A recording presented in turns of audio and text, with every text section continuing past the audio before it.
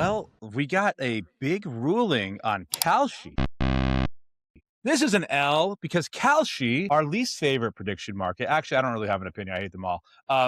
Wins a big ruling that they are only going to be regulated by the CFTC, not state gambling regulation. This was about New Jersey, and the Third Circuit Court of Appeals ruled 2-1 that New Jersey cannot enforce its gambling laws against Kalshi, finding the company's sports-related event contracts are swaps under the Federal Commodity Exchange Act and fall under the CFTC's exclusive jurisdiction, not state gambling regulator. So that's a huge L because it's states an L that they got a dub, basically. Exactly, because states have been trying to use state gambling laws to curb prediction markets, which I think are predatory, especially to young, desperate men. The CFTC has been actually suing different states like Arizona and Connecticut and Illinois to prevent them from doing this, which I don't know why. Like they would care that much, but it may be because Don Jr. is on the board of Kalshi. Maybe. I'm just guessing. Might have something to do. It might be a conflict of interest, right? Potential of influence there. But yeah, for those who don't know, the CFTC is the Commodity and Futures Trading Commission.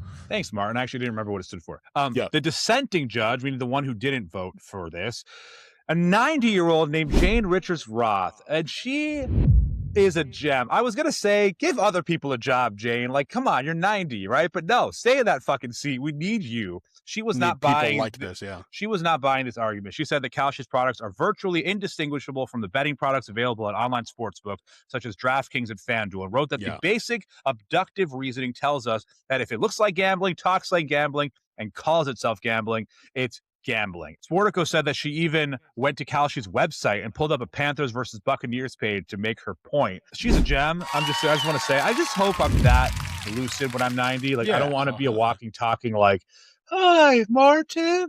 How are you? Oh, nice weather.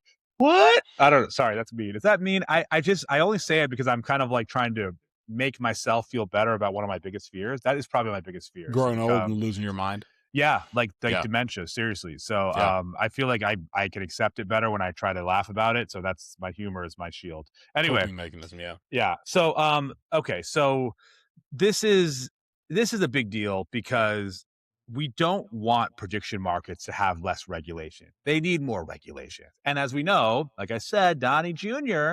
is on the board. So we already know that probably if I had to take a wild guess and put some eggs on it, if I had to make a prediction on a prediction market about whether they will or won't be regulated, you could guess which way I'm going. They're not going to do shit because they have no incentive to. And honestly, the reason why these things are so destructive and detrimental compared to just regular gambling sites, which are already pretty bad, is that they are just so ripe for manipulation. On a normal gambling site, yes, but here's why. Because on a normal gambling site like FanDuel, you or I are betting on an outcome. If it happens, it happens. If it doesn't, it doesn't happen, right? Yeah, you can potentially manipulate that outcome somehow, but here's what's bad about these. You're basically buying options contracts, and an options contract changes in value. So I could buy an option contract today. Let's say something has a 15% chance of happening. I buy the options contracts for it not happening, for it happening, which is only a 15% chance. So those options contracts are cheap. Then I start posting on social media to say, hey, I'm an insider and I happen to know that this thing actually might happen. Then everybody else starts buying them. Yeah. And now your options contract, before anything ever took place, before the actual prediction happened, have gone up in value. And that's then you can sell it. Exactly. Yeah. It doesn't have to come true. So you're basically just trading on the value of a piece of paper. Oh, yeah. And there's been plenty of people posting online, like claiming to be insiders and stuff. And, because there clearly have been some kind of insider moves here with a lot of irregular activity happening, like people basically being like the fucking oracle to guess all these things right.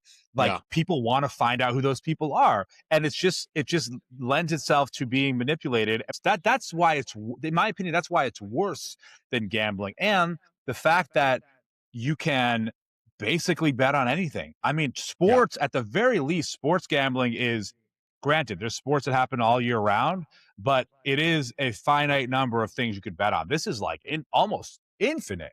right? Literally And almost anything. Yeah. yeah, and there's just things that you shouldn't be betting on because once you get money involved, like I shouldn't be betting on, on people dying or whatever, or anything that causes harm to people. And Yeah. I fucking hate these things. And I think that they're literally just predatory. Oh my Um, God, they totally take advantage of, especially young men's proclivity towards gambling and like yeah, thinking that they have an ability to beat the system, but you never yeah. do. Absolutely. And Yeah. the other thing is like look at the stock price of DraftKings year to date. It just year to date, which just the first 4 months of this year, it's down 37%. Right. If I Is look at that a one, because their business is being eaten into by prediction markets? yes, Yeah. yes. The sports gambling is now happening largely on prediction markets where you can do a lot more gambling. So why not have your money Uh, where you can do more gambling? I mean, right. this is just a fucking disaster and a drain on society. I hate these companies. I'm all for free enterprise, but there are some companies that do so little good that the only way they should be able to exist is with heavy regulations or something that has them paid back into society so Yeah. that they actually can compensate for some of the damage they cause, like cigarette companies. Yeah. I mean, Fuck this this. happened in Missouri. Missouri voters approved legalizing sports betting. So now you see commercials for like DraftKings and all that stuff like everywhere in Missouri. But what happened? And then the reasoning was that some money, some percentage of it, was going to be taxed and be put towards schools and whatnot, and fund education measures in the state. But Yeah. anywhere that this type of like gambling is legalized, bankruptcies go up, domestic violence spikes because it causes stress and financial uncertainty in people's homes. Like there's a whole cascade of like negative effects that spill into the private lives of people who, seem to think that they're going to be able to secure their financial future through these prediction markets or through sports betting. And then it just kind of leads to people, you know, leading lives of high stress, financial uncertainty, domestic misery, like all these things that just And kind of by the way, trickle down from it. do you know the correlation between suicides and or even deaths of despair? But I'm just talking about suicides right now and financial related issues. The CDC, which I don't even trust, but the CDC says 16% of suicide deaths are associated with financial or job related problems. Hmm. And that's probably more when definitely more when you factor in just deaths of despair, meaning deaths by overdose or by alcohol. Yeah. And so this is particularly detrimental to Egregious. Yeah. men. And I want to Yeah. add one more thing before we wrap this up. Oh, yeah. This ruling doesn't mean that this fight is over. We're going to have more court hearings about this. The Ninth Circuit in San Francisco is hearing a very similar case next week.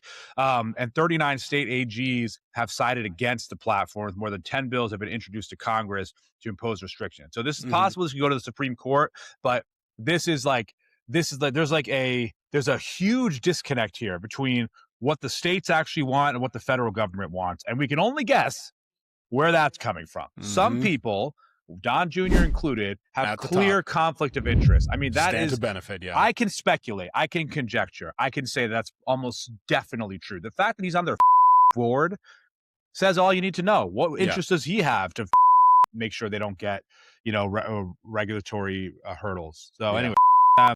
prediction market administration.